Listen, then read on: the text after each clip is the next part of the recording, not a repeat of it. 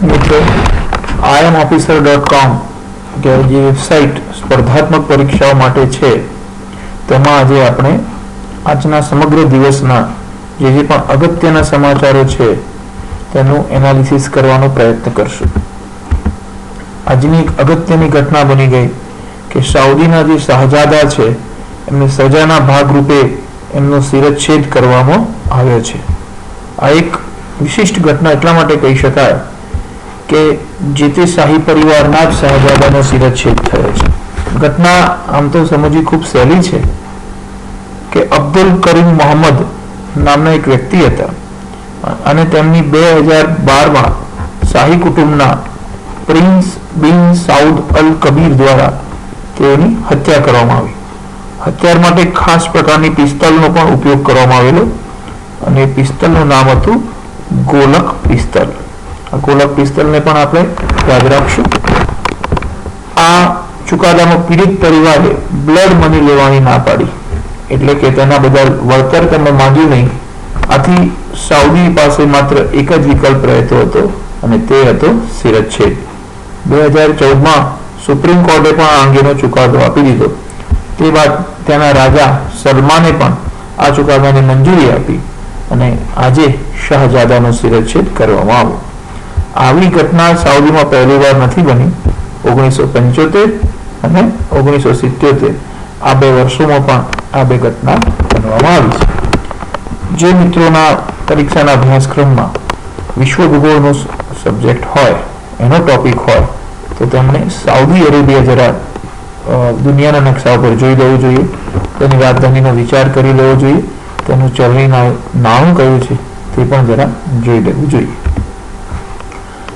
આમાં ગુજરાત સરકારે હવે બે નવા કાર્યક્રમો શરૂ કર્યા છે, તેના વિશે જરા આપણે વિચારી લઈએ. આમાં થોડા સમય પહેલા રાજ્ય સરકાર દ્વારા ગતિશીલ ગુજરાત કાર્યક્રમ શરૂ કરવામાં આવેલો. હવે એ ગતિશીલ ગુજરાતના બદલે પ્રગતિશીલ ગુજરાત એવું એક નવું સૂત્ર આપવામાં આવ્યું છે અને તે પ્રમાણે લોકોના પ્રશ્નો સીધા સાંભળવા માટે લોક સંવાદ સેતુ કાર્યક્રમ હતો. તે લોક સંવાદ સેતુના બદલે હવે સેવા સેતુ તેવું નામ આપવામાં આવ્યું છે. પરીક્ષાની દ્રષ્ટિએ આ ખૂબ જ અગત્યના કાર્યક્રમો છે. પરીક્ષાની સાથે સાથે પ્રજાની દ્રષ્ટિએ પણ આ અગત્યના કાર્યો છે. આમાં શું થશે તો દર શનિવારે જે તે વિસ્તારના પ્રાંત અધિકારી શ્રી 10 ગામોમાં જઈને લોકોના પ્રશ્નો સીધા જ ઉકેલશે. એટલે ગામના પ્રશ્નોનું સમાધાન ગામમાં જ થશે એવો નવતર અભિગમ ગુજરાત સરકાર દ્વારા શરૂ કરવામાં આવે છે. ભારતીય જનતા પાર્ટીના સ્થાપક એવા પંડિત દીનદયાળજીની જન્મ શતાબ્દીનું આ વર્ષ એક ગરીબ કલ્યાણ વર્ષ તરીકે ઉજવાશે તેવું ગુજરાત સરકાર દ્વારા જાહેરાત કરવામાં આવી છે. પરીક્ષાની દ્રષ્ટિએ આપણે યાદ રાખશું. આ પહેલા શહેરી વિકાસ વર્ષ, નિર્મળ ગુજરાત વર્ષ જેવા વર્ષો ઉજવાઈ ગયા છે. તેવી જ રીતે આ જે વર્ષ છે એ પંડિત દીનદયાળ વર્ષ તરીકે ઉજવાશે. પંડિત દીનદયાળ ઉપાધ્યાયનો જન્મ તારીખ જે છે એ 25 સપ્ટેમ્બર છે, તેને પણ આપણે યાદ રાખશું. ઓનરેબલ સુપ્રીમ કોર્ટ દ્વારા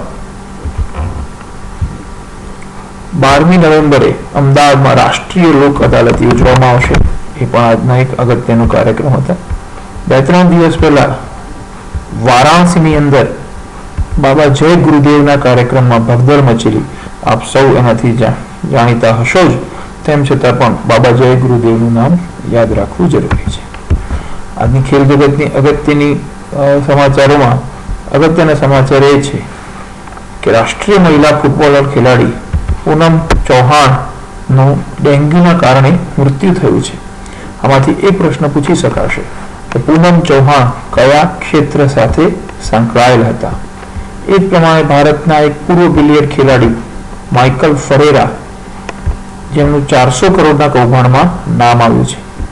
બીજા કેટલાક બિલિયર્ડ ખેલાડીને યાદ કરી લઈએ તો ગીત શેઠી, પંકજ અડવાણી એ પણ ભારતના અગત્યના બિલિયર્ડ ખેલાડી છે. આ ખૂબ અગત્યના સમાચાર છે અને ભારતના ફૂટબોલના ભવિષ્ય માટે પણ એક સરસ અને સુંદર સમાચાર છે કે કેરળ રાજ્યના કોચીમાં ભારતમાં સૌ પ્રથમ વખત 2017માં અંડર 17 17 વર્ષથી નીચેના ઉંમરના છોકરાઓની વિશ્વ કપની યજમાની મળી છે અને આપ સૌ જાણો છો કે તમામ યજમાની ફિફા એટલે federation of international football association દ્વારા આપવામાં આવે છે. તો આપે ફિફાનું હેડક્વાર્ટર અને ફિફાના હાલના અધ્યક્ષ પણ જાણી લેવા જોઈએ. આ પણ પરીક્ષાની દ્રષ્ટિએ અગત્યનો મુદ્દો છે. ક્રિકેટને લગતો મુદ્દો છે કે આવતા વર્ષે ઇંગ્લેન્ડમાં ચેમ્પિયન્સ ટ્રોફી યોજવામાં આવશે અને આ મિની વર્લ્ડ કપ તરીકે પણ તેને ઓળખવામાં આવે છે. મહાત્મા ગાંધી આપણા રાષ્ટ્રપિતા, તેમના પૌત્રી જેનું નામ છે ઈલા ગાંધી. આ ઈલા ગાંધીના પતિદેવ રામ ગોવિંદનું હમણાં જ અવસાન થયું છે. રામ ગોવિંદજીની વિશેષતા એ હતી કે તેઓ ગાંધીજી દ્વારા સ્થાપવામાં આવેલ નાતાલ ઇન્ડિયન કોંગ્રેસ આ સંસ્થાના વડા હતા.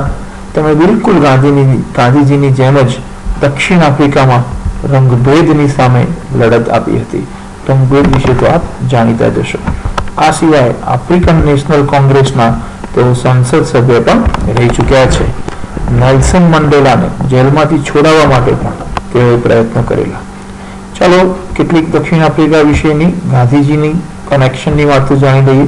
તો ગાંધીજીએ દક્ષિણ આફ્રિકામાં સૌ પ્રથમ ફિનિક્સ આશ્રમની સ્થાપના કરેલી.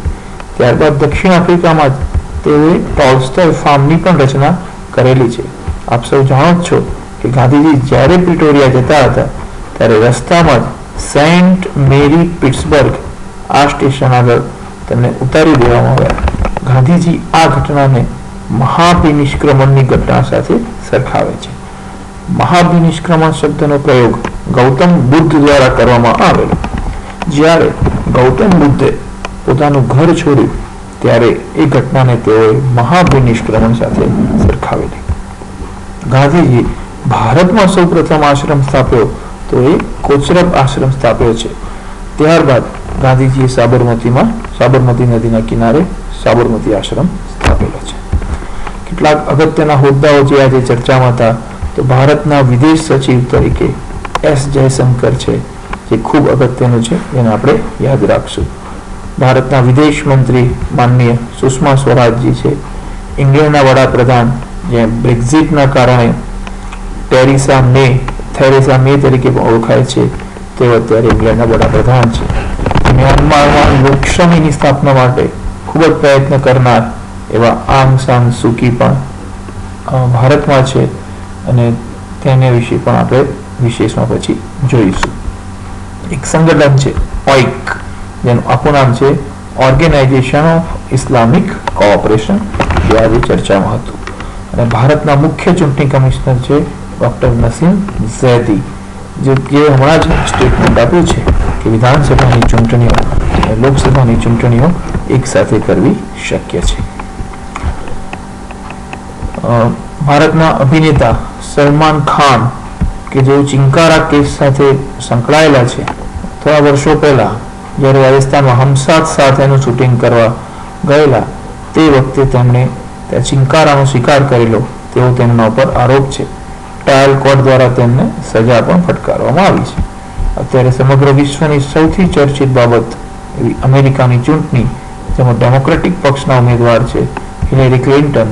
વિશેષતા એ છે કે અમેરિકાના પ્રથમ મહિલા ઉમેદવાર છે અને તેમને ફાઇટ આપી રહ્યા છે રિપબ્લિકન પક્ષના ઉમેદવાર એવા ડોનાલ્ડ ટ્રમ્પ. તો મિત્રો, આ રીતે આપણે આજના અગત્યના સમાચાર જોયા. આ સમાચારને માત્ર એક ફેક્ટ તરીકે ન જોતા તમારા સિલેબસમાં કઈ કઈ જગ્યાએ તે ક્લબ થાય છે તે વિશે પણ આપણે અવશ્ય વિચારીશું. Thank you.